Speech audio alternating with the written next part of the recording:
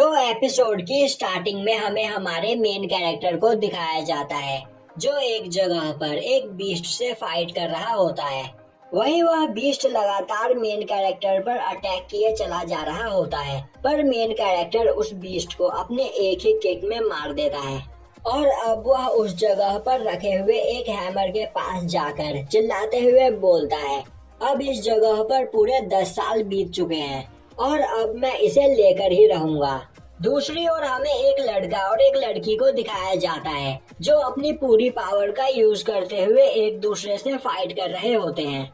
वहीं हमारा main character केव के अंदर उस हैमर को उठाने की कोशिश कर रहा होता है और बोल रहा होता है कि पिछले 10 सालों से मैं इस जगह पर ट्रेनिंग कर रहा हूँ, तो आज मैं इस हैमर को उठाकर ही रहूंगा।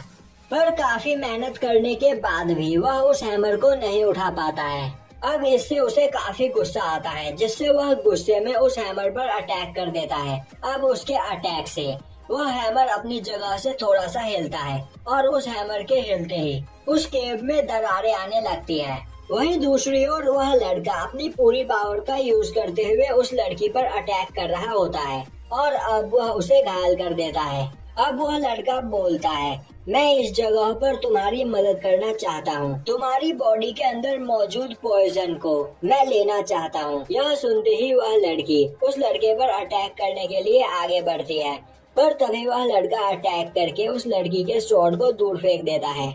और अब वह बोलता है कि तुम इस जगह पर मेरे प्यार को नहीं समझ रही हो, मेरा लव इस जगह पर तुम्हारे लिए काफी प्योर है और मैं तुम्हें वैसे ही प्यार करता हूँ जैसे बादल पहाड़ों को करते हैं। तभी उस जगह पर पहाड़ पर से बड़ी बड़ी चट्टानें गिरने लगती है, जिससे वह पर्सन डर जाता है और इस मौके का फायदा उठाते हुए वह लड़की उस माउंटेन के ऊपर भागने लगती है। यह देखते ही वह लड़का उसका पीछा करने लगता है।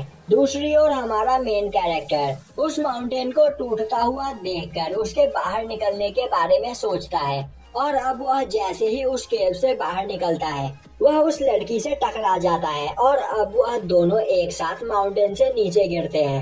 तभी वह लड़का पीछे से आकर मेन कैरेक्टर पर अटैक करने लगता है और बोलता है कि आखिर तुम्हारी हिम्मत कैसे हुई हम दोनों के बीच में आने की।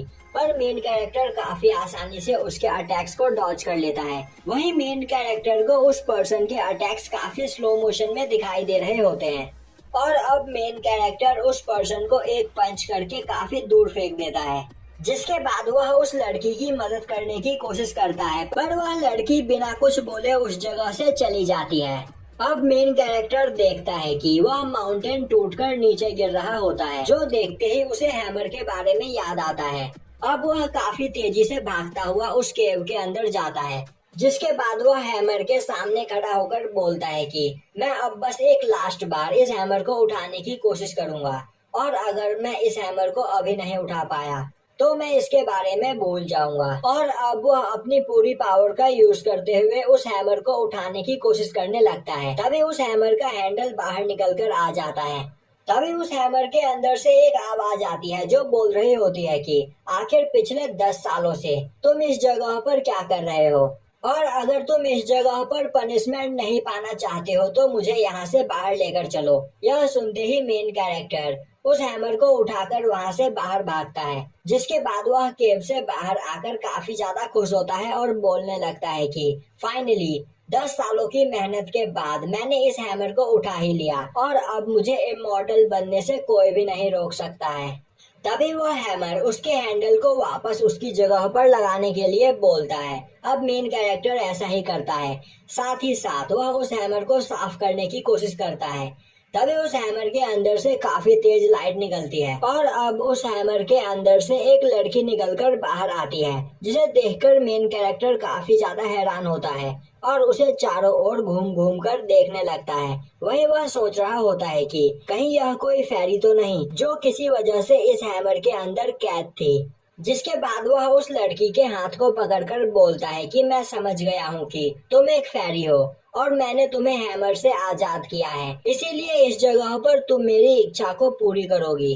तभी वह लड़की बोलती है, नहीं यह बात सच नहीं है, वह बस एक नॉर्मल लड़की है जो उस हैमर के अंदर कैद थी।